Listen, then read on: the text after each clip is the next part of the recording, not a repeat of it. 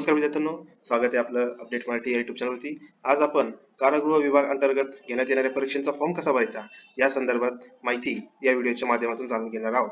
तर सगळ्यात आधी या ठिकाणी आपल्याला ऑनलाईन अर्ज करण्याची लिंक मी तुम्हाला या ठिकाणी डिस्क्रिप्शन बॉक्स मध्ये टाकून देत आहे।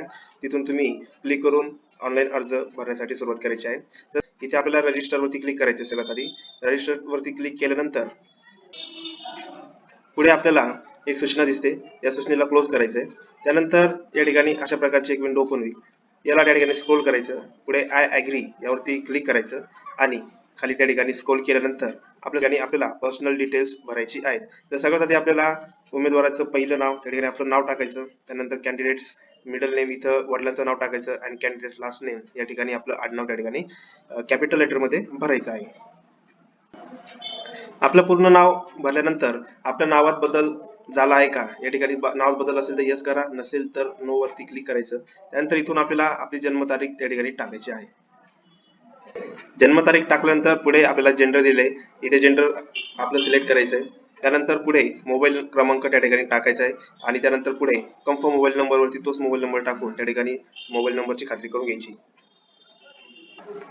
मोबाईल क्रमांक टाकल्यानंतर या ठिकाणी ईमेल आयडी आपल्याला टाकायचा आहे। ईमेल आयडी टाकल्यानंतर पुढे आपल्याला सेंटर वरती क्लिक करायचं। या ठिकाणी आपल्याला 3 सेंटर टाकायचे। सेंटर टाकल्यानंतर पुढे नोंद दिली बघा, त्यावरती आपल्याला क्लिक करायचे। नंतर जनरेट ओटीपी यावरती क्लिक करायचंय। ओटीपी वरती क्लिक केल्यानंतर या ठिकाणी आपल्याला कॅप्चा जो कोड आहे तो फिलअप करायचा आहे। त्यानंतर आपल्याला ओटीपी येईल, तो ओटीपी आल्यानंतर आपल्याला तो फिलअप करायचा आहे। ओटीपी टाकल्यानंतर पुढे आपल्याला डिक्लेरेशन बॉक्स दिसतोय, या डिक्लेरेशन बॉक्स मध्ये आय ऍग्री यावरती चेक करायचंय आणि पुढे कॅप्चा कोड भरायचा आहे। कॅप्चा कोड भरल्यानंतर इथे रिव्हेरीफाय वरती क्लिक करायचंय। रिव्हेरीफाय वर क्लिक केल्यानंतर आपल्या समोर अशा प्रकारची एक विंडो त्या ठिकाणी दिसेल, यामध्ये आपण जी काही माहिती भरलेली आहे ती योग्य आहे का ती बघायची आणि पुढे दिलेले चेक बॉक्स त्या ठिकाणी टिक करायचे। सगळे बॉक्स त्या ठिकाणी चेक केल्यानंतर पुढे सबमिट या बटन वरती क्लिक करायचं, त्यानंतर पुढे ओके वरती क्लिक करायचं। आता अशा प्रकारे आपल्या या ठिकाणी रजिस्ट्रेशन झालेलं आहे मित्रांनो। रजिस्ट्रेशन झाल्यानंतर पुढे आपल्याला पोस्ट सिलेक्शन वरती क्लिक करून आपला पुढचा फॉर्म त्या ठिकाणी फिलअप करायचा आहे। Click here to fill the application form वरती क्लिक करून आपल्या समोर एक विंडो ओपन होणार आहे, त्यावरती आपल्याला पूर्ण इन्फॉर्मेशन या ठिकाणी भरायची आहे। तर सगळ्यात आधी आपल्याला या ठिकाणी कोणत्या पदासाठी अर्ज करायचा आहे ती पोस्ट या ठिकाणी टाकायची। तर या ठिकाणी खूप सारे पोस्ट आपल्याला समोर ओपन झालेले आहेत, तर तुम्ही ज्या पोस्ट साठी अप्लाय करताय ते त्या ठिकाणी क्लिक करायचं। नंतर कॅन्डिडेट पर्सनल डिटेल्स आपल्याला दिलेली आहे, या ठिकाणी रजिस्ट्रेशन नंबर वगैरे आपली बाकीची माहिती आलेली आहे, उरलेली माहिती आपण या ठिकाणी भरूया। तर सगळं इथं स्टेटस, तुम्ही जर मॅरिड असाल तर मॅरिड करा, अनमॅरिड असाल तर अनमॅरिड ठेवा। त्यानंतर पुढे दिलंय 28 मार्च 2005 च्या सरकारी अधिसूचनेनुसार तुम्ही लहान कुटुंब मुलांसाठी पात्र आहात का, असाल तर येस करायचं। त्यानंतर पुढे फादर्स नेम त्या ठिकाणी दिलंय, इथे आपल्या वडिलांचं नाव इंटर करायचं। नंतर पुढे मदर्स नेम मध्ये आईचं नाव इंटर करायचं आणि पुढची माहिती आपण भरणार आहोत। बघा आपल्याला आदिवासी प्रमाणपत्र, जन्म दाखला, शाळा सोडण्याचा दाखला निर्गमित करणाऱ्या कार्यालय संस्थेचे नाव त्या ठिकाणी लिहायचंय। तर यामध्ये बघा नॅशनॅलिटी इंडियन करायची। त्यानंतर पुढे तुम्ही महाराष्ट्राचे रहिवासी आहात का इथे यस करायचंय आणि त्या ठिकाणी आदिवासी प्रमाणपत्र निर्गमित करणाऱ्या कार्यालय संस्थेचे नाव तुम्हाला या ठिकाणी लिहायचे। त्यानंतर डोमिसाइल सर्टिफिकेट प्रमाणपत्र निर्गमित करण्याची तारीख म्हणजे आपल्याला कधी मिळालेलं आहे ती डेट या ठिकाणी टाकायची। पुढे आपल्याला डोमिसाइल सर्टिफिकेट नंबर या ठिकाणी टाकायचा आहे। पुढे आपल्याला रिझर्व कास्ट कॅटेगरी, आपण ज्या कॅटेगरी मधून बिलॉंग करतो ती कास्ट या ठिकाणी चूज करायची आहे। नंतर पुढे कास्ट सर्टिफिकेट नंबर या ठिकाणी टाकायचे। पुढे आपल्याला जात प्रमाणपत्र निर्गमित करणाऱ्या कार्यालयाचे नाव टाकायचं आहे। नंतर पुढे आपल्याला जात प्रमाणपत्राची इश्यू डेट त्या ठिकाणी टाकायची। इथे आपल्याला कास्ट सर्टिफिकेट नंबर टाकायचा आहे, कास्ट व्हॅलिडिटी डेट टाकायची आहे। त्यानंतर आपल्याला नॉन क्रिमिलियर सर्टिफिकेट संदर्भात माहिती या ठिकाणी भरायची आहे। नॉन क्रिमिलियर संदर्भात डिटेल्स भरल्यानंतर पुढे आपल्याला कॅन्डिडेट आयडेंटिफिकेशन डिटेल्स या ठिकाणी तुम्ही कोणती आयडेंटिफिकेशन त्या ठिकाणी होण्यासाठी बर्थ मार्क्स या ठिकाणी टाकायचे। त्यानंतर पुढे उमेदवाराची ओळखपत्र तपशील, यामध्ये आपल्याला कोणते तरी एक ओळखपत्र या ठिकाणी दाखवायचं आहे. यासाठी तुम्ही पॅन कार्ड, ड्रायव्हिंग लायसन्स, मतदान कार्ड किंवा पासपोर्ट किंवा बँक पासबुक यापैकी या ठिकाणी यूज करू शकता. त्यानंतर ही इन्फॉर्मेशन फिलअप केल्यानंतर खाली जो चेक बॉक्स दिलाय त्या ठिकाणी क्लिक करायचं आहे.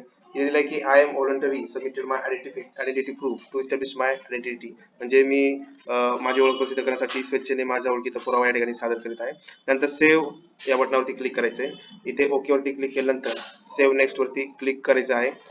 या ठिकाणी विद्यार्थ्यांनो आपण या ठिकाणी आपली पर्सनल डिटेल्स फिलअप करायची. तर खाली आपल्याला काही क्वेश्चन्स आहेत बघा. तर या ठिकाणी जे काही क्वेश्चन्स दिलेले आहेत ते एकदा पूर्णपणे वाचायचे आणि त्या ठिकाणी यस किंवा नो या ऑप्शनवरती क्लिक करून पुढे फॉर्म त्या ठिकाणी सेव्ह या बटनावरती क्लिक करून ओके वरती क्लिक करायचं. नंतर सेव्ह अँड नेक्स्ट वरती क्लिक करायचं.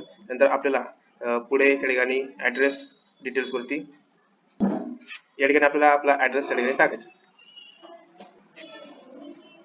आपला परमनंट ऍड्रेस टाकल्यानंतर पुढे सेव्ह या बटनावरती क्लिक करायचं, ओके वरती क्लिक करायचं आणि सेव्ह नेक्स्ट वरती क्लिक करायचं.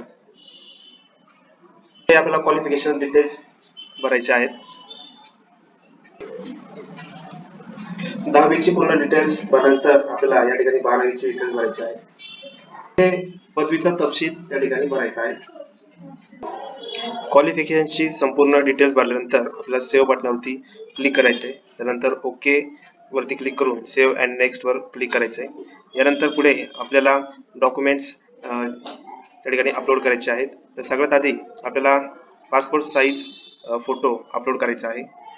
आपली स्वाक्षरी या ठिकाणी अपलोड करायची. नंतर 10वीचे प्रमाणपत्र, 12वीचे प्रमाणपत्र, पदवी प्रमाणपत्र, राज्य आदिवासी प्रमाणपत्र, आपल्या जातीचे प्रमाणपत्र, जात वैधता प्रमाणपत्र, आपले लहान कुटुंब प्रमाणपत्र या ठिकाणी अपलोड करायचे आहे.